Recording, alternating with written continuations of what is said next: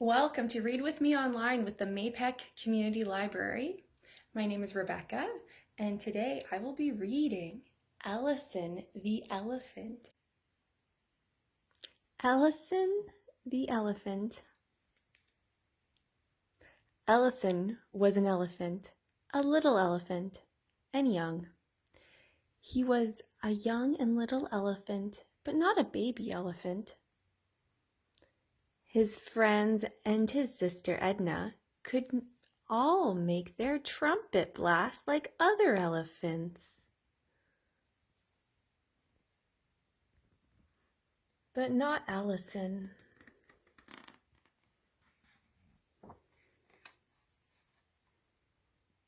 He tried and he tried, but all he got was a little toot. "See," cried Ellison, "I don't even sound like an elephant." "Ellison, I love your sound," his mother said. "It sounds like you." "Well, I don't want to sound like me," answered Ellison. "I want to make a trumpet sound like everyone else."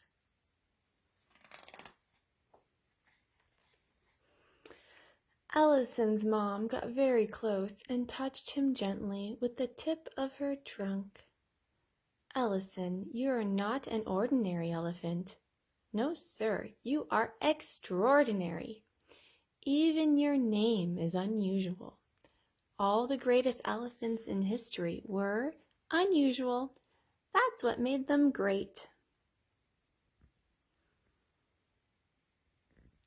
"But they tease me, Mom." "Oh, now, Ellison, one day they'll all want to be like you. In the meantime, you're an elephant. You need to have a thick skin." With this, she gave him a motherly squeeze.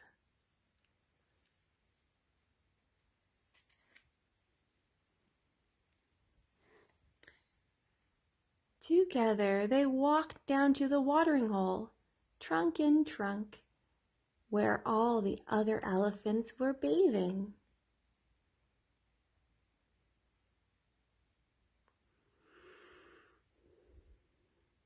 Ellison liked it when Mom washed his back, but when she sprayed under his chin, the ticklish Ellison giggled and squirmed.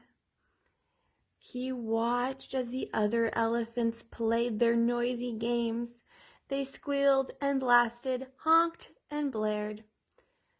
Not wanting to be called Smellison or Tooty again, Ellison made his way up the bank and behind a small clump of trees where he could be alone with his imagination.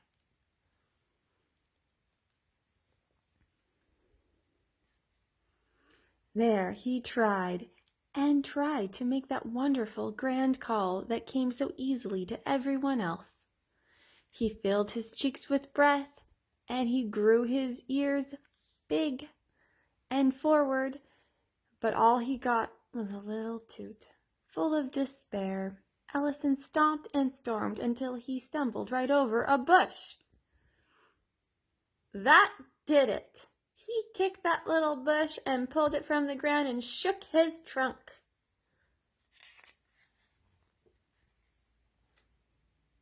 And that was when that bush yelled at Ellison, "What do you think you're doing? Leave me alone, you elephant."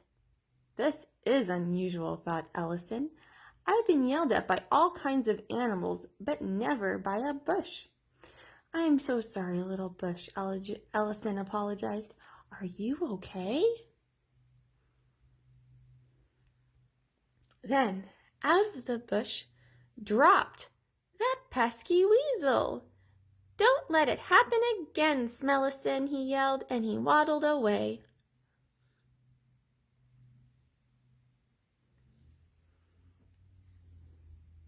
Ellison followed him around the corner, over the hill, and into a valley, talking as he went.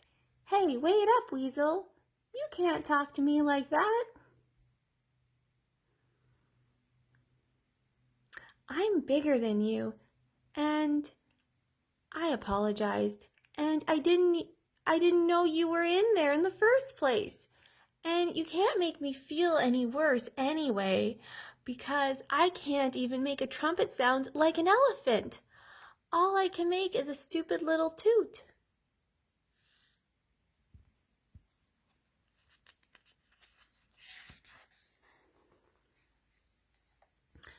Weasel stopped in his tracks and turned around and looked up at Ellison. Okay, do it. Do what? Ellison asked. Your sound, Weasel answered. Stop whining about it and let's hear it.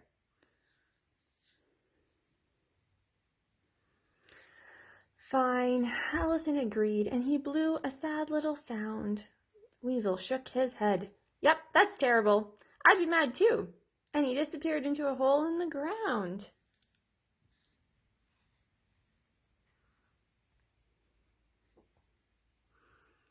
Ellison was not afraid of that little weasel. He walked right up and stuck his trunk down the hole and blew a very crisp and clear sound that echoed underground.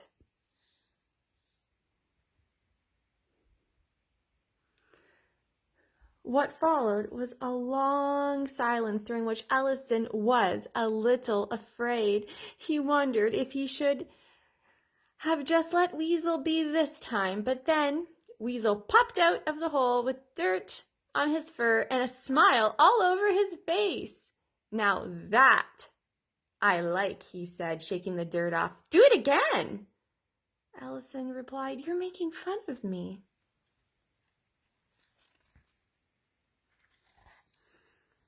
No, I'm not, Weasel insisted.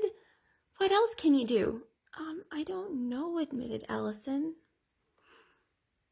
Can you hold it longer? Ellison tried. And he could. And can you change the pitch? And he did. And can you make a lot of quick notes like yet, tat, tat, tat, tat? And he did. Wow, yelped Weasel. This is great!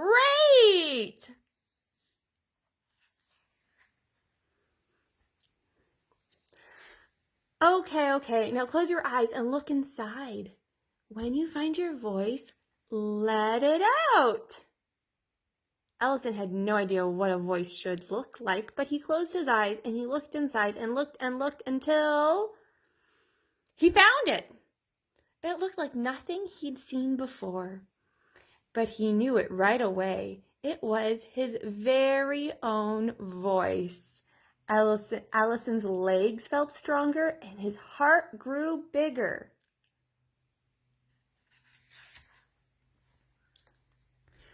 He took a deep breath and started with a long note that went on and on until all of the ears on all of the elephants in the watering hole turned to listen.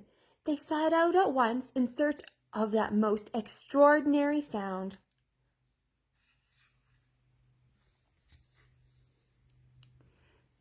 That's right, Ellison hollered, Weasel jumping up and down. Don't stop now, you've got it! And Ellison did not stop. He made every sound that came from inside, and it formed a tune that made him dance. When the other elephants spied him from atop the hill, they saw and heard what they'd never before seen or heard. They stood and they watched with their mouths hanging open. And before they knew it, all of their trunks were swinging in time to the rhythm of Ellison's jazzy music.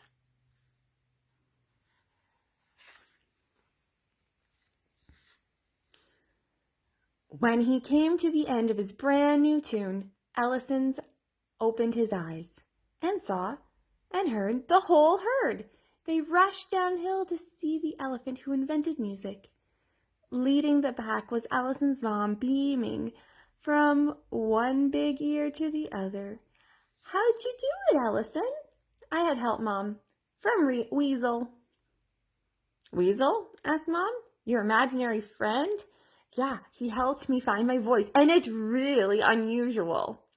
Edna, Eleanor, and Eli crowded in next to Ellison, begging, teach us, please. Everybody wanted to be as unusual as Ellison. All of the elephants, and some of the other animals too, danced and sang and kept rhythm while Ellison played his jazz trunk. When the sun went down, the lightning bugs lit up the darkness.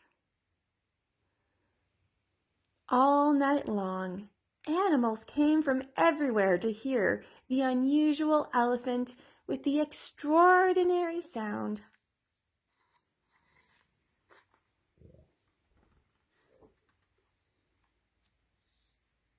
The end.